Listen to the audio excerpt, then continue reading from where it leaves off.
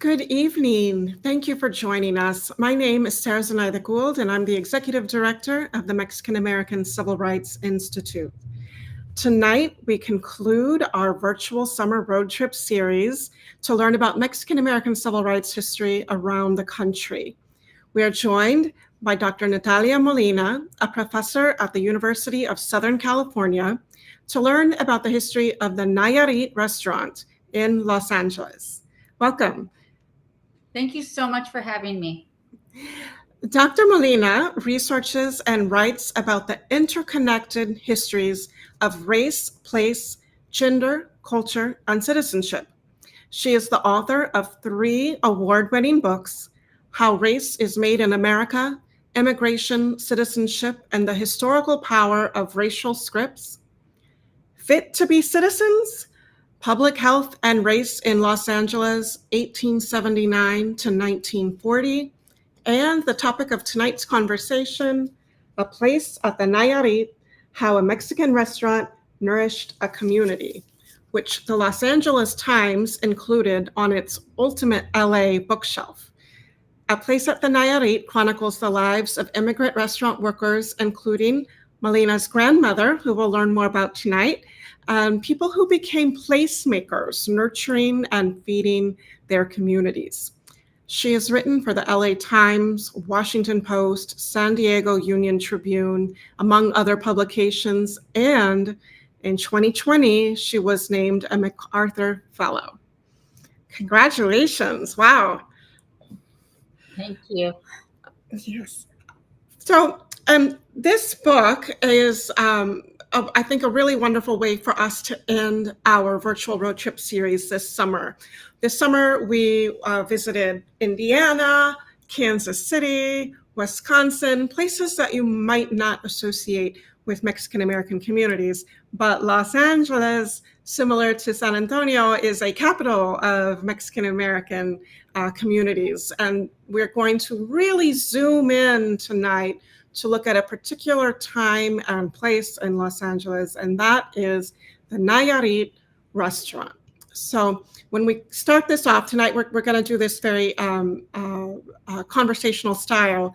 But what I wanted to mention to our viewers who saw the previous episodes or who might want to tune into those previous episodes later on is that the revolution, the Mexican Revolution, plays such a big part in motivating people to move. And yet your grandmother's story is a little bit different. She comes at the end of the revolution. And so I was just wondering if we could start off with your grandmother and what motivated her to leave Nayarit and go to Los Angeles.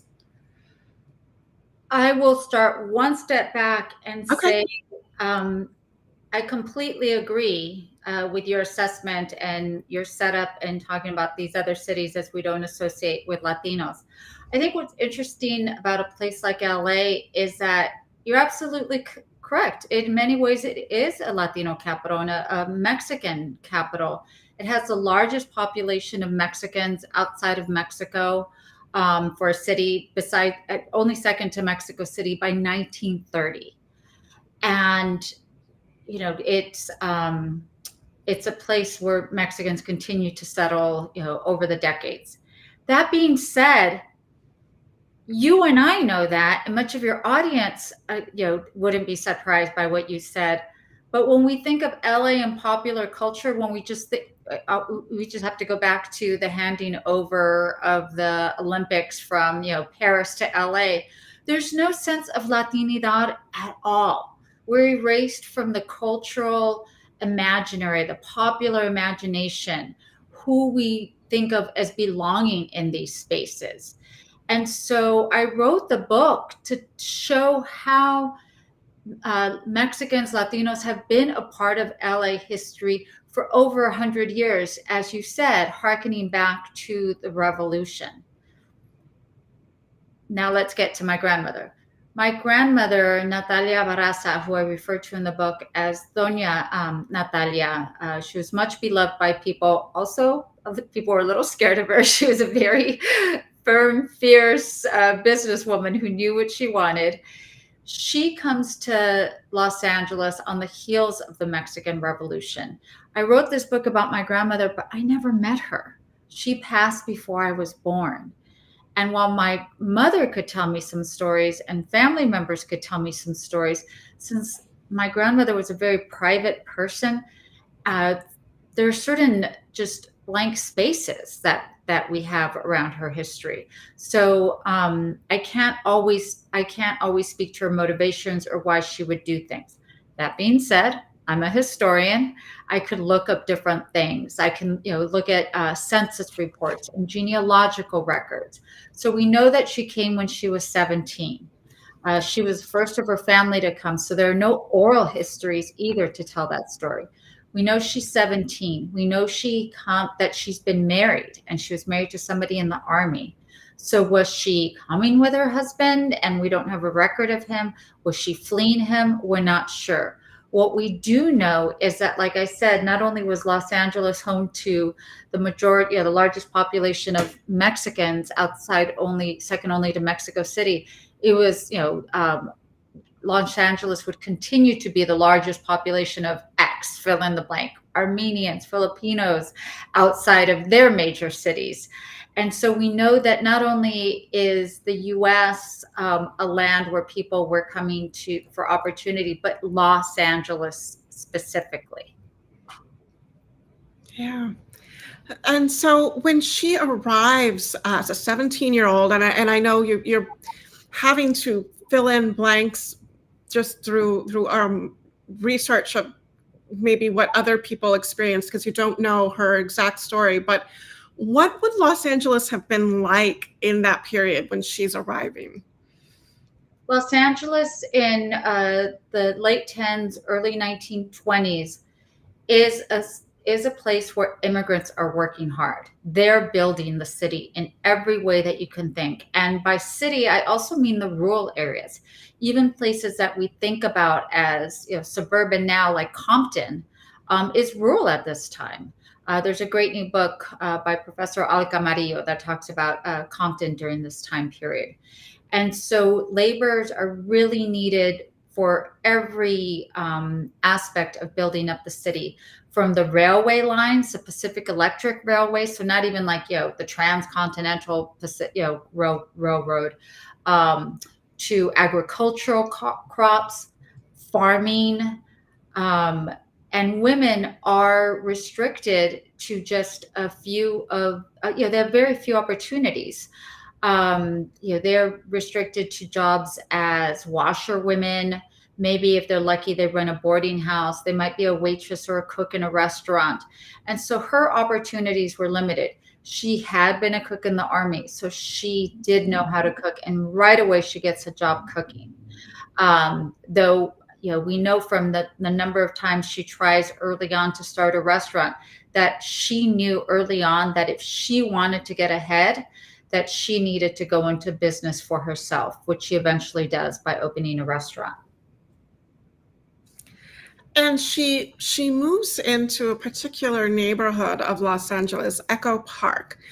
For those of us who maybe aren't that familiar with Los Angeles, how is Echo Park a distinct neighborhood compared to, say, the downtown area, or maybe the more I don't know, the more known for people who aren't from LA neighborhood of East LA? And that's the other part that I love about the story that I wanted to tell, Yeah. which is why I wanted to write this book. So just like LA is not necessarily known as having, for its Latino population, unless you're interested in that population, because it doesn't fit in our cultural imaginary. When we do think of LA, we often think of the population as residing in East Los Angeles. But we know they resided in other places, as I mentioned earlier, Professor El Camarillo's book on Compton, Professors Manuel Pastor and Pierre Hangdu Sotelo's book that also looks at Compton and the greater South LA area. But areas like Echo Park were multiracial and multi-ethnic. The Latino population was small, but it was part of a larger immigrant area. And now we might think of the people that were immigrants there as white, but at the time they identified as immigrants, Hungarian, Italian, Greek, English. So it was really a mosaic. There's diversity in that way, but there's also diversity in thought. The people that lived there were artisans. They start, the people that found Echo Park in, the late 1800s, early 1900s are artists. They're woodworkers, they're printmakers, they're writers. They're more of the bohemian type, people that weren't really, committed to having this kind of cookie cutter life, very heteronormative family. It was the kind of place that people that came from a different place could more easily settle in. And especially someone like my grandmother, who's a single woman. The other thing about Echo Park is that it's home to socialists, communists, union workers, people that are used to questioning the system. It's also not a space that's segregated in the same ways that Los Angeles or other cities in the US begin to be starting the 1930s with redlining maps. And by redlining maps, I mean those maps that the government creates in the 1930s to assess their economic risk. In the 1930s, the federal government wanted to really spur the economy during the Depression. And one of the things they did was they gave out these government loans through the Homeowners Loan Corporation. But where are you going to invest this money? Well, you needed to know which areas were basically greenlit, and they would be colored in green, that they were seen as worthy, and which ones would be coded as red, hence the name redlining. And Echo Park was one of these areas that was redlined. Why? Because of its diversity. So we tend to think about diversity as being something people strive for nowadays. At least, that's what we say. 100 years ago, they were much clearer and didn't veil their thoughts on that, where they're like, oh, we don't want that kind of diversity. That's seen as a risk. So Echo Park was graded down on it as an economic risk because so many people came together. So your grandmother is able to open a restaurant, and Nayarit goes through, I guess maybe we call it phases. So there's the original, and then there's the second, and then a third, which is near where the original was. And so when she gets that first one, one of the things that struck me in your book is you describe it as, it takes a little while to get a business like this up and going. But then there was a media story about the restaurant, which I guess maybe brought some unexpected attention. Could you tell us that story?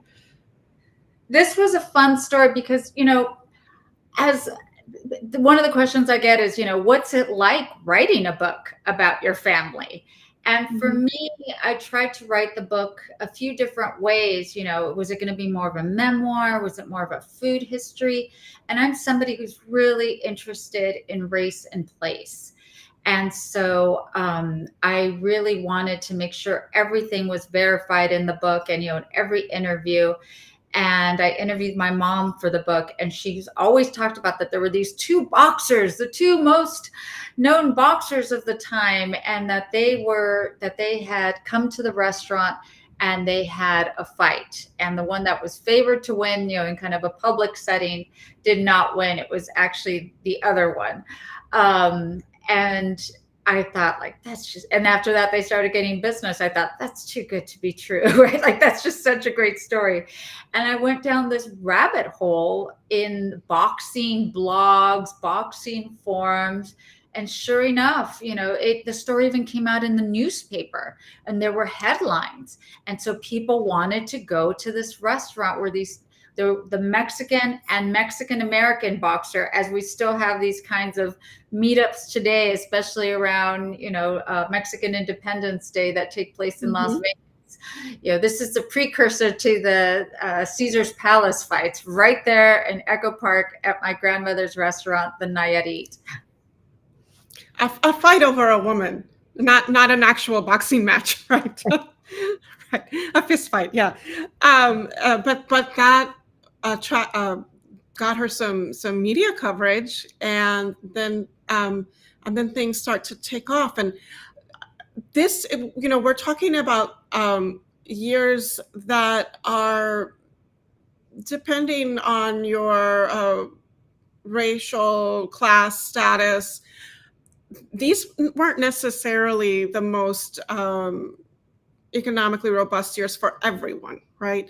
And so you have mentioned that your grandmother was a single woman doing this on her own.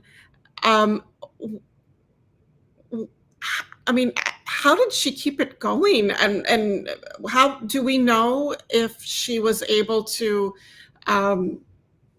Yeah, I mean, well, let me just point to one other thing you talk about. You talk about a neighboring business that had chairs, a furniture store, and she was able to get chairs from them. So I was wondering if you could talk about how she's surviving through a network of other people in the community. So she opens the restaurant, the Nayarit, the first one near Alvera Street, and it's a smaller restaurant. It's not really open late. It has, has the advantage of, being able to serve people on the way to work. The downtown crowd, business crowd, and then somehow it comes onto the attention of some movie stars. And so they also go, and it gets written up in the Los Angeles Times, especially for its enchiladas, especially for the hospitality they show. My grandmother ran the restaurant. She was the cook. And then later on, she trained others to be the cook. But my mother, who had the advantage of being Mexican American, therefore was bilingual in Spanish and English, was the hostess. And she's the consummate hostess, right? She remembers everybody's names. She greets everybody. And so they had that as a solid base from which to build. But before it had really even achieved that, again, it's an area where there are other immigrants, Jewish immigrants, people who understand what it's like to have to start over, what it's like to, be scrappy and work with what you have. So she had a neighbor who owned a furniture store, and he said, "Your furniture in there is not very nice. I have some tables and chairs in my furniture store that I can lend you, but if I sell them, you're going to have to, give them back." Mr. Isaac Ranger. So it was those kinds of interactions that they had with each other, like, "Oh, I can help you out. I can lend a hand." And I think about that a lot nowadays when I go to restaurants, when I see how much we're persuaded and influenced by influencers on Instagram and a restaurant review. And we always want everything new now, right? We want to go to the new place. This was a time when people went to their neighborhood place, when they, were loyal customers, including other immigrants. Even if they were, sometimes they were customers, but a lot of times they were helping each other out. And that was the case in the first Nayarit and even in the second Nayarit. And the second Nayarit runs through the 70s. And so even though I never met my grandmother, I did grow up in that restaurant. And that was the case even when I was growing up. You could just walk around Echo Park and the business owners would kind of like look out for you. So you've mentioned some of the people who ate there.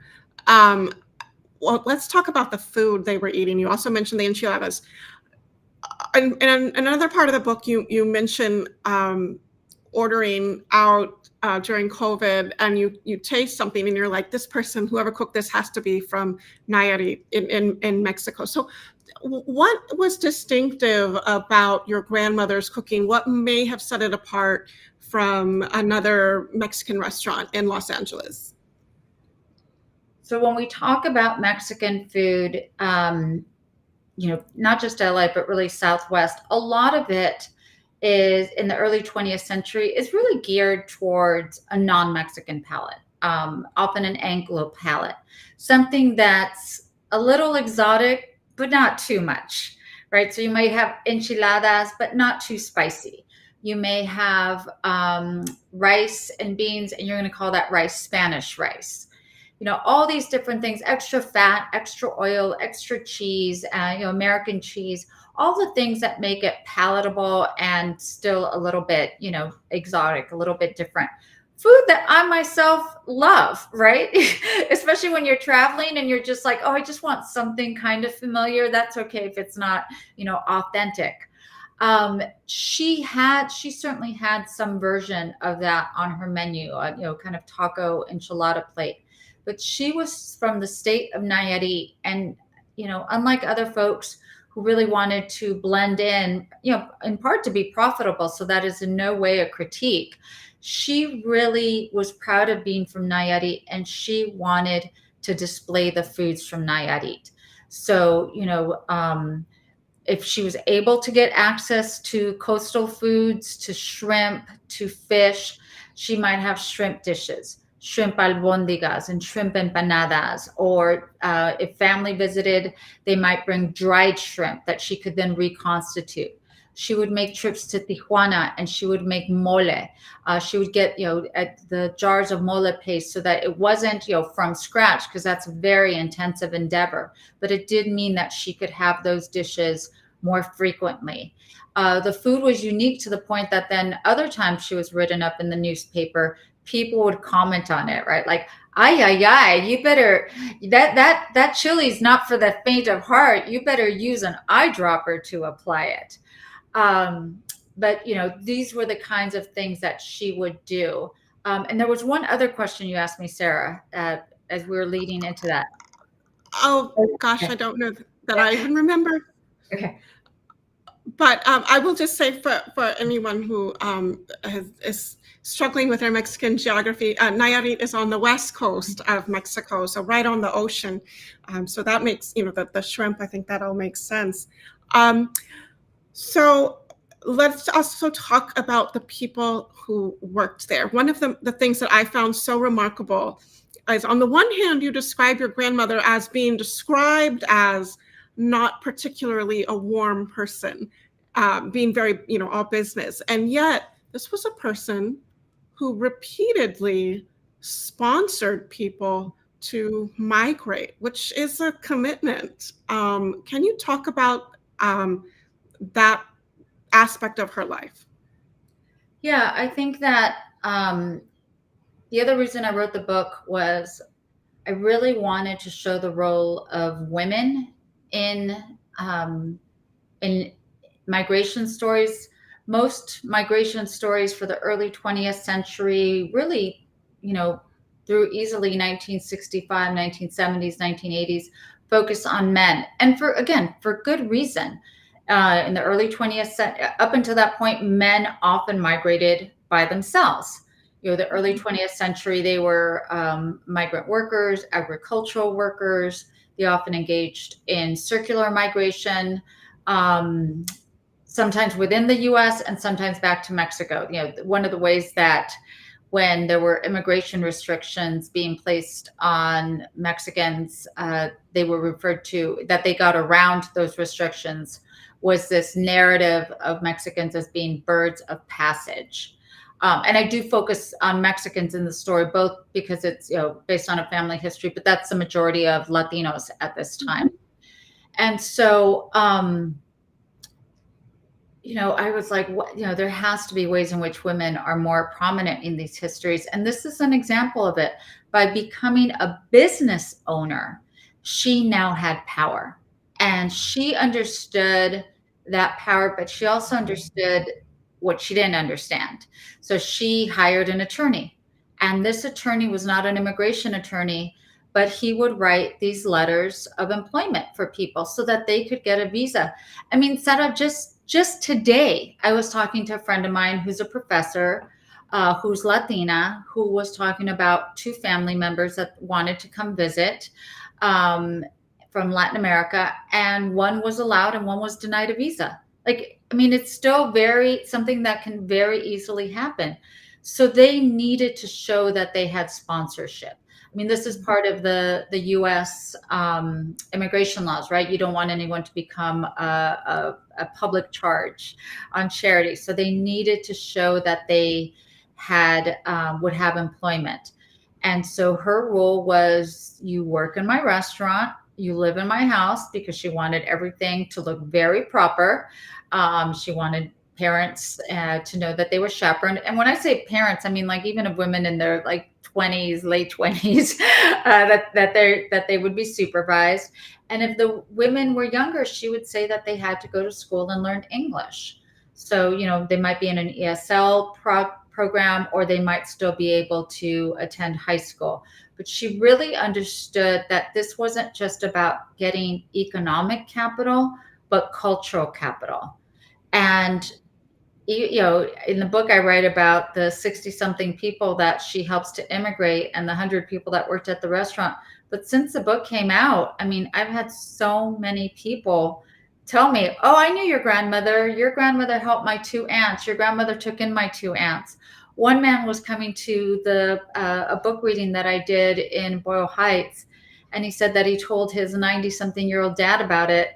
And his dad said, oh, yeah, I used to work there. That lady helped me. And he was like, oh, yeah, my dad. He got confused. And he's like, her name was Natalia Barraza. And she helped. And I was, I mean, these are painful stories for people, right? Like how they immigrated, how they sacrificed, how lonely they were when they first got here. And so I really hope that the book helps people, serves as a prompt for them to ask their own family their stories, because it certainly has. And a lot of these stories have gotten back to me. Yeah, and on top of that, your grandmother developed some close relationships with some of these employees, some of them who worked with her for the whole span of the restaurant's existence. I do want to mention one employee who became ill, and she asked your grandmother, if she passed, that she take care of her children. Could you tell us about that? So my grandmother, and I'm not always clear if it's a restaurant she owned for a short spell, or if it's a restaurant they worked at. But my grandmother was working as a cook, and there was a waitress there named Petra. And Petra had contracted tuberculosis. And Petra had two kids, three kids, David, Maria, and Carlos. And she asked my grandmother if she would take care of them if she passed, which she did. And so David went with his father, and Maria and Carlos went with my mom. And Maria's my mom. She adopted them. And this is a story that I grew up knowing, and my mom told me. But it wasn't until I was researching my first book, Fit to be Citizens, Public Health and Race, that looks at that it's not just immigration laws and the Border Patrol that shapes our ideas about the racial meaning of Mexican, but also other institutions. Some won't surprise us, right? Schools. Many people have written about schools and education, but public health and science and medicine as well. We tend to think of those institutions as being more objective because they're science, but it's still people running them. They're still using race as an organizing principle. So when I was doing the research for that book, I was interested in, did Mexicans go to the LA County Hospital? What about when they really needed to, like to give birth? And it was during the Depression, as I was studying those records, that I saw that there was actually what was, called a transportation section in LA County Hospital. And what was meant by that was a deportation section. Oh. This is urgent. These are urgent lessons for us today, right? Because this is what we're talking about today in the news. So that if a woman gave birth at LA County Hospital during the Depression, when Mexicans were scapegoated and seen as, burdens on charity, burdens on welfare, that they would be directly deported to Mexico after giving birth with their newborn child. What does this mean? That they're deporting citizens, that they're deporting birthright citizens directly from the LA County Hospital. And so when my mom told me that story, after I knew this story, and when I did this research, I thought, if Petra hadn't asked Doña Natalia to adopt the kids, they could have gone into the welfare system. They could have gone into foster care, and their birthright citizenship would not have protected them in the least. They could have been deported, though they had never been to Mexico. Yeah. Oh, wow.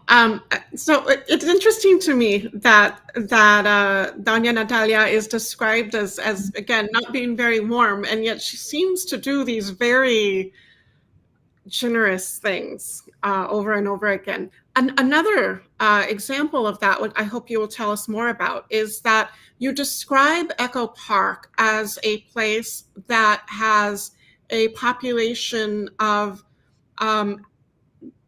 relatively out gay men, and some of them end up working at your grandmother's restaurant. Can you talk about that? Yes, so I came to this story in part because of my family story, but in part because I grew up in Echo Park. And what it meant to be Latino growing up in Echo Park felt very different than what it meant for my friends who had grown up in East Los Angeles. And one of the ways that it differed was around issues of sexuality. So Echo Park borders Silver Lake, which is, a gay, has a high gay population. We often think about West Hollywood, but Silver Lake as well. And, that blends in with Echo Park. And so this was a place where not only, this is another thing, right? We associate East Los Angeles with Latinos, and we associate places like West Hollywood and Silver Lake with, the gay population. But in our imaginary, they're often white. But many of these Latino immigrants that worked at the restaurant were also gay, and so this afforded them a place to work and a neighborhood to live in because they lived in Echo Park and Silver Lake, where they could be more out. Picture, East Los Angeles that, while accepting of Latinos, not necessarily accepting of people outside of a heteronormative family, less accepting of gays and lesbians, but here they could be more themselves. And I say more, not themselves, because my grandmother also did have limits at the restaurant on how much they could be out. And this is where, as a historian, I can't ask her why. So I must look at the time period. And I can tell you from the time period, it could have been one, growing up in Mexico and, Catholic background, that there was a certain conservativeness to her. It could have also been that this is a point in time where it's basically illegal to be gay, that certain, sexual acts you could actually be arrested for. And if you're an immigrant, you could be arrested and deported. And if you're a business owner, your restaurant can be shut down. So she did have limits on how much people could be out at the restaurant.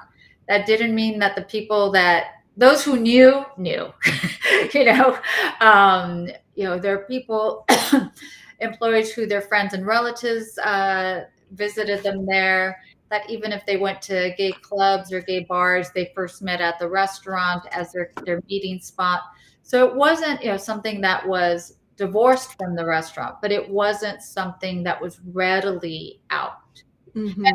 And that, she, it clearly wasn't that she, had a very black and white kind of attitude towards it, because one of the people that becomes like her best friend and her confidant is Carlos Porras, who's a waiter. But because my grandmother didn't drive, he would also drive her around. He drove her to Mexico. He was always the person that she picked to take her around. And people in my interviews, they said, we really resented that because we loved going with your grandmother. We knew we'd go somewhere, and if she, had to stop and eat, she'd take us to eat, and we get to see the city. So we loved driving her around, or going on a trip with her. But it was always Carlos Porras who she trusted. And I think, it's interesting. I can just imagine that many Mexican Americans can think about within their own families maybe similar stories of accepting family members, but with caveats, right? I think that's something we're still recovering from. Um, I also want to talk to you about how you've recovered this. You've already shared how you talked to your mother and you talked to other people, but because your grandmother passed away before you got to know her, to me, it's really fascinating how you pieced this together and all the people you spoke with. I was just wondering if you could talk to us about the process of that. You call this story a history that is underdocumented, which is a really great term, but yet you managed that, I think, to great success. So if you could just talk about that process. And this is where, even as a historian, I have to refer to my own records, because I did not even realize that I had wanted to write this story for a long time until I was looking up something. I found these files from graduate school, and I had a timeline of the restaurant and a timeline of my grandmother's immigration. And you could tell I was trying to piece something together. And that's all it was just one piece of paper. I really think it took me those two other books that I wrote to understand how you get a shard of history and really contextualize it, so that even if we can't fill in every part of the story, we have a sense of the major turning points. And also, that we can say, we don't know, but we can imagine. So let's look at all these different possibilities. So, one example would be, we'll go back to the story of my mother and her brother's adoption. The story that she always told me was that my grandmother, his friend Petra, asked her to adopt the kids, that she wasn't married at the time and she didn't want to be refused, or that she wasn't allowed to adopt them. And so she asked her friend Alberto to marry. And so I happened to go to Salt Lake City, before we could get all these genealogical records online. I happened to go to Salt Lake City to the Mormon Center, and I looked at my grandmother's records there, and there she was, married to Alberto.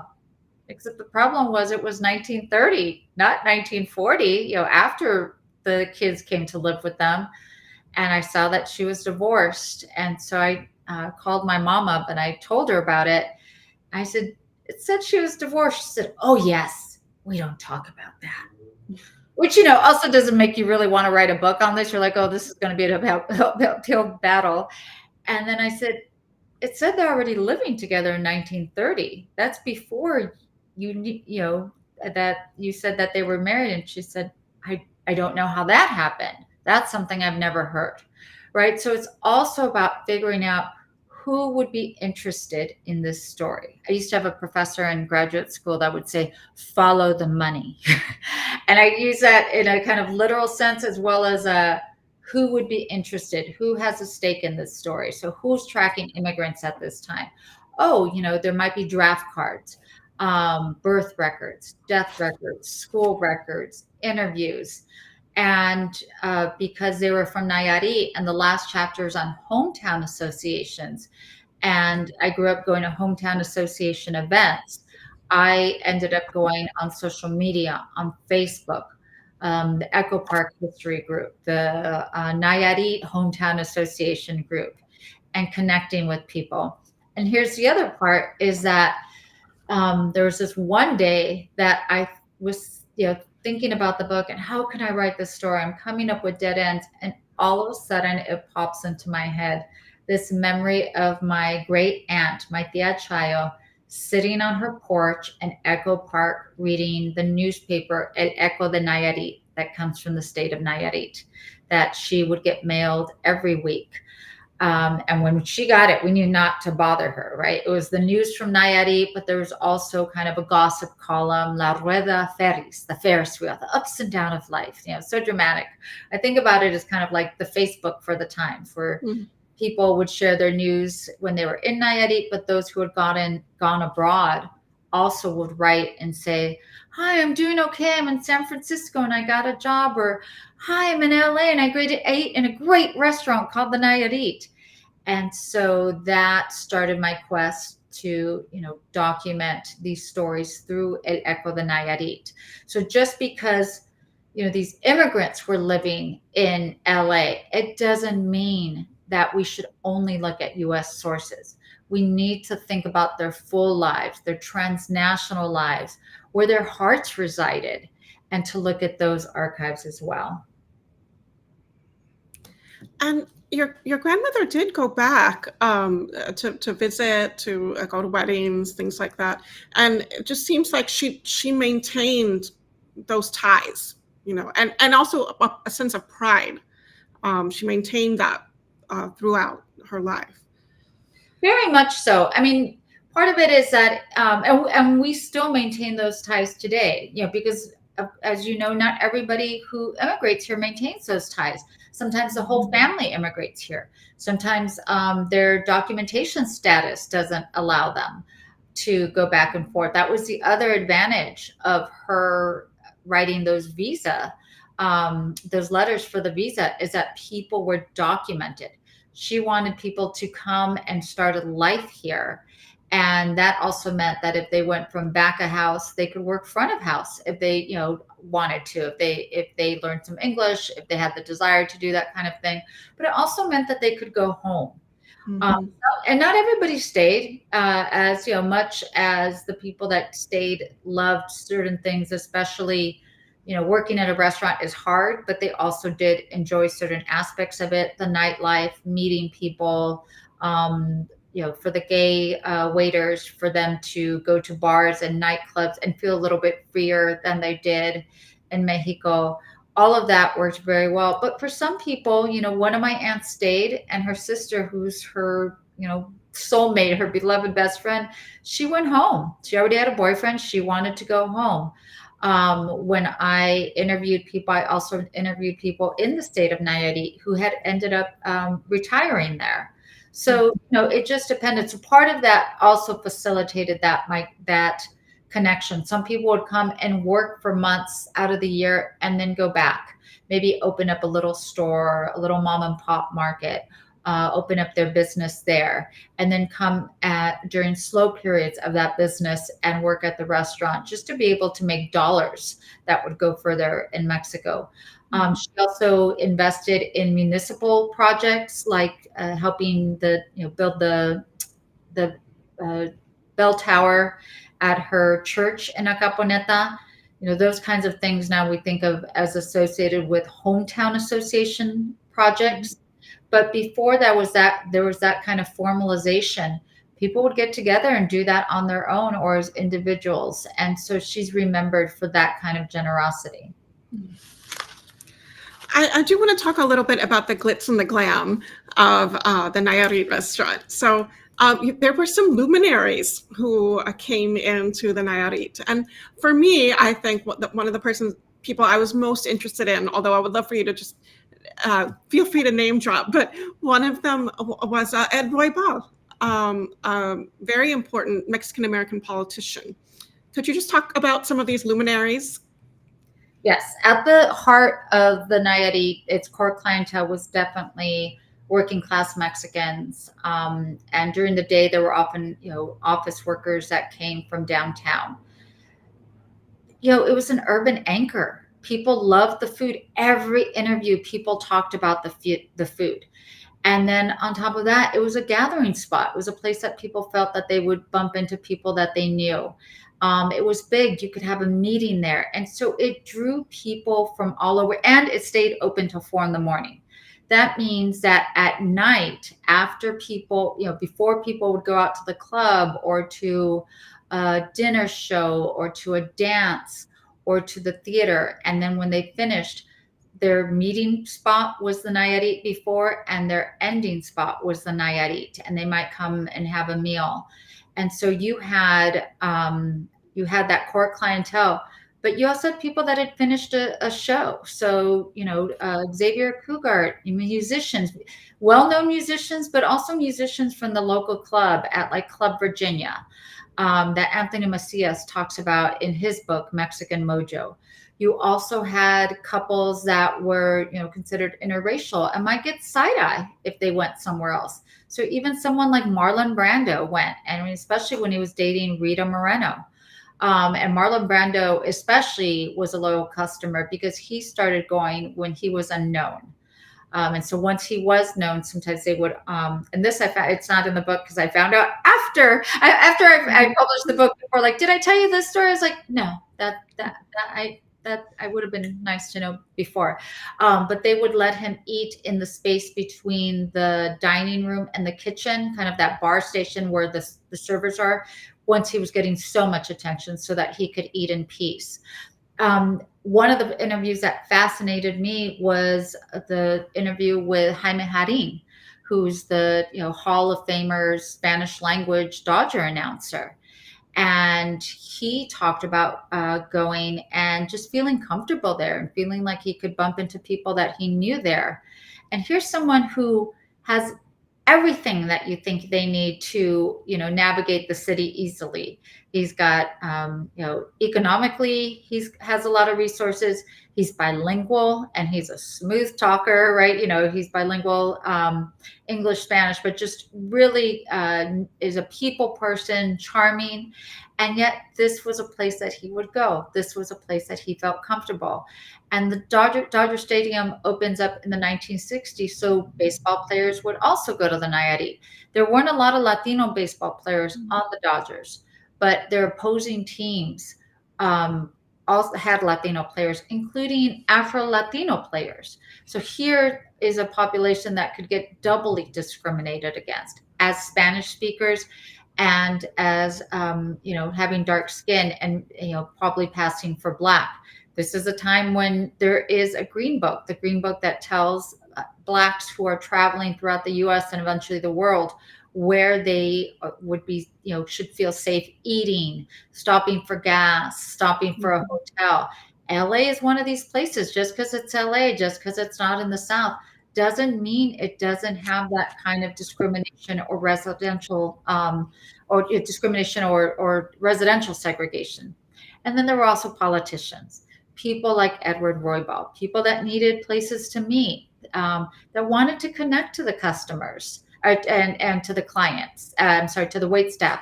The wait staff would ask them for advice. The Mexican American Bar Association met there.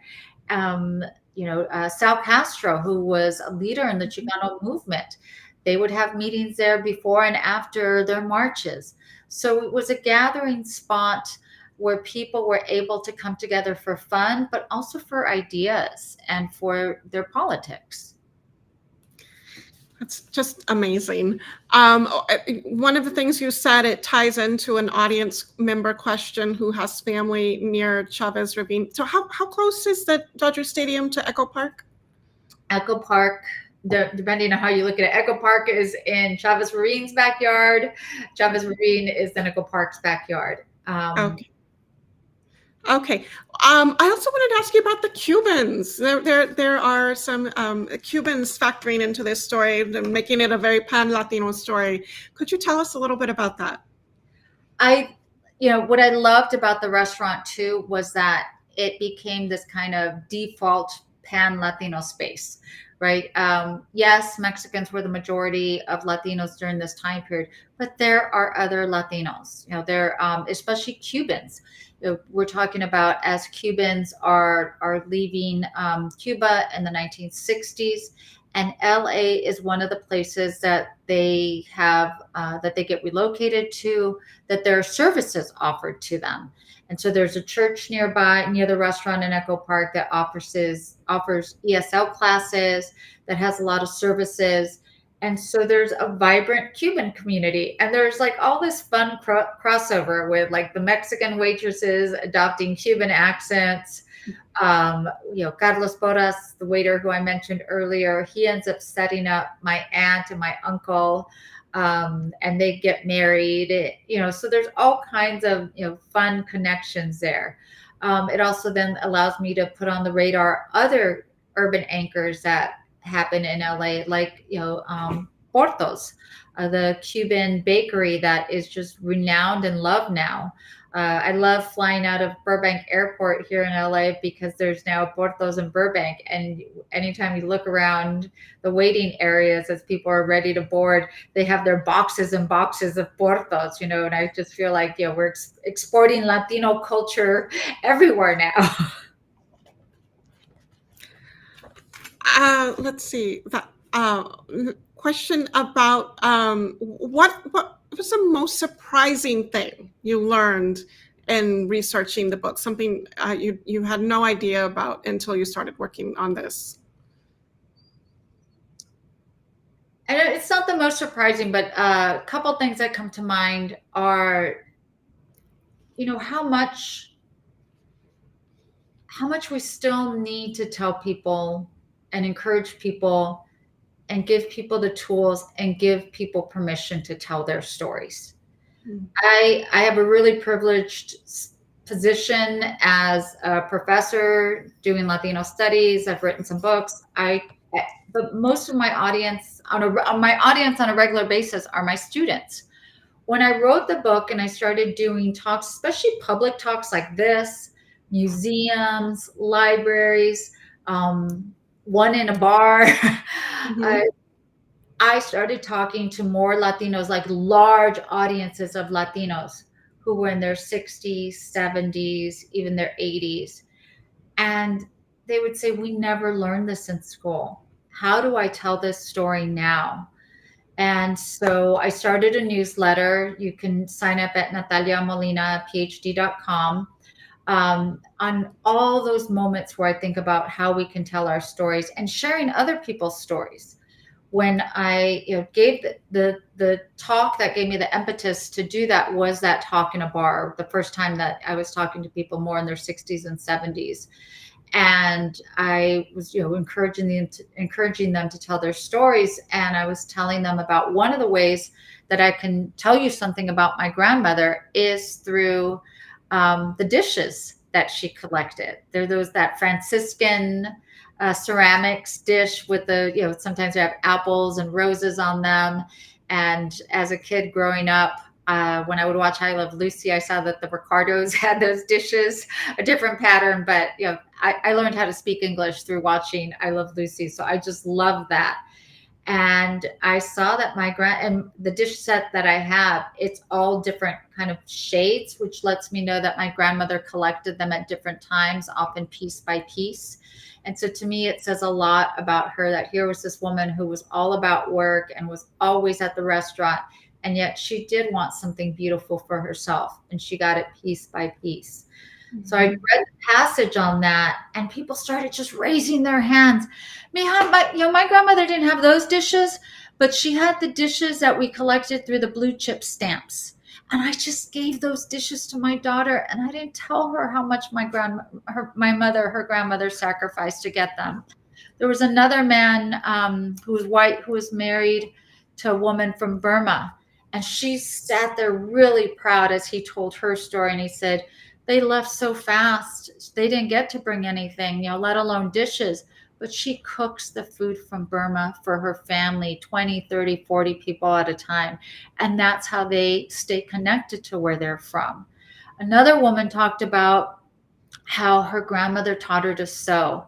And she got her started on a sewing machine. And she still has a dress she made for her mother. And her mother has since passed. And now she wears that dress. So part of it is really that hunger to know our history. But that part didn't surprise me because I teach. It's that hunger to tell our history. So we need to find avenues to do that. I love that. Wonderful. We are.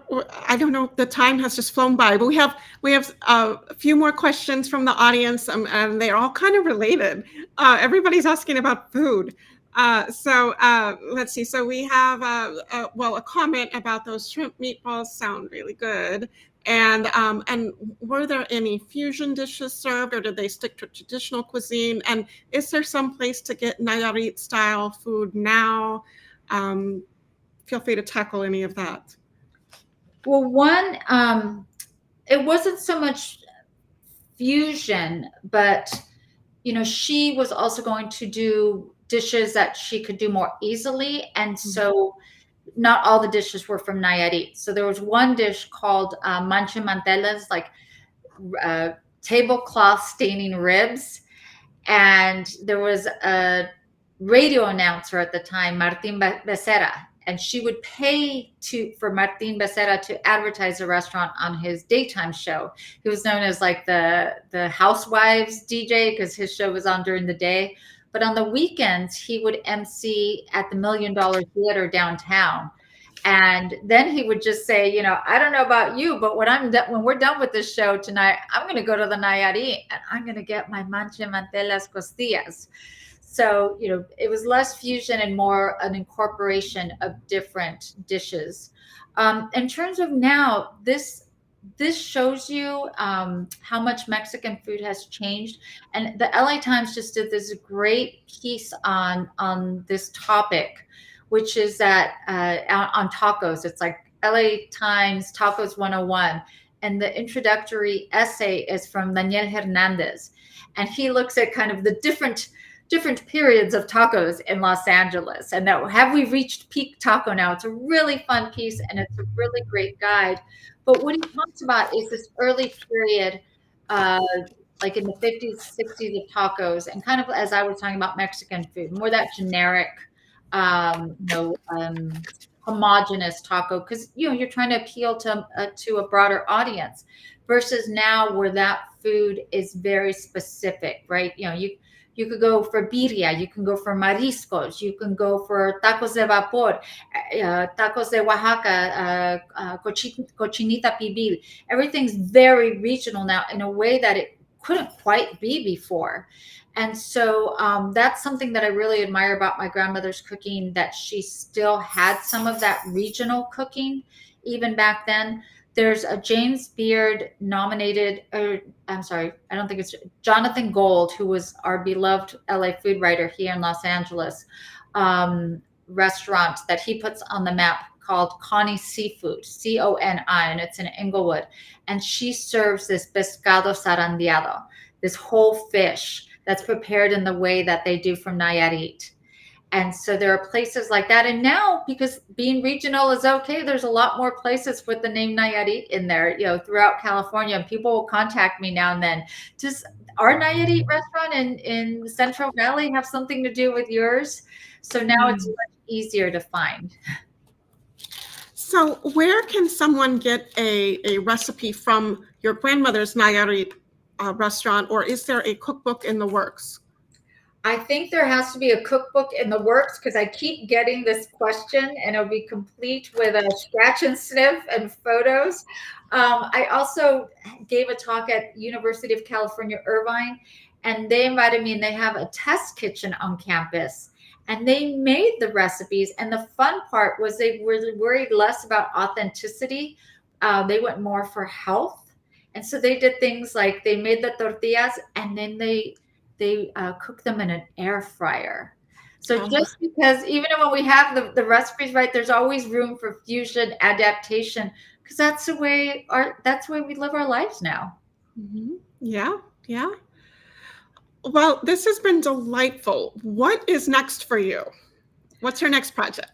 I'm so interested in how we tell Latino stories. So this is one way we tell it through, that history of the underdocumented, as you said, the way that immigrants are what I call placemakers, and the way they establish their urban anchors. And on my website, on the University of California Press, the publisher, there's curriculum there for teachers, because I know teachers, are so busy and they need, they appreciate tools. So this was one way of storytelling. I'm also interested in the stories that are erased and that we don't have a history of. So there's a renowned institution in Los Angeles called the Huntington Library, Museum and Gardens, and it's over 100 years old now. And a lot of it was built by Mexicans and other immigrants. But we don't usually tell that story. We usually tell those kinds of stories of institutions by the great men whose name is on the building. And I'd like to tell that story from the perspective of the immigrant workers who built it. I can't wait for that. Wonderful. Well, Dr. Molina, thank you so much for being with us tonight so that we could learn more about a place at the Nayarit. You can get this book wherever you buy your books, and the library too. Thank you to our audience for joining us. I also want to thank our funders, including the City of San Antonio, Bexar County, the Mellon Foundation, the John L. Santikos Fund of the San Antonio Area Foundation, Wells Fargo, the National Trust for Historic Preservation, the Texas Historical Foundation, and individual donors like you. If you like tonight's presentation, we have all kinds of things coming up, including our packed schedule of Fiestas Patrias events. Up first, we're going to have on, let's see, September the 12th, we are going to do a screening of A Day Without a Mexican in commemoration of the film's 20th anniversary. That will be at the Art House Theater at Blue Star. We will also have the following day, we're collaborating with the Guadalupe Cultural Arts Center at the Guadalupe Latino Bookstore for a talk with Dr. Omar Valerio Jimenez on his new book that explores how the U.S.-Mexican War shaped Mexican-American civil rights struggles since 1848. That will be at the Guadalupe Bookstore here on the West Side. I encourage you to learn more about MACRI at somosmacri.org. You can find our whole calendar of upcoming events. And did you know we're building the nation's first museum dedicated to Mexican-American civil rights history? We are, and we need your support. So please visit our website, subscribe to our newsletter, follow us on social media so you can keep up with all things MACRI. Mil gracias and good night. Thank you.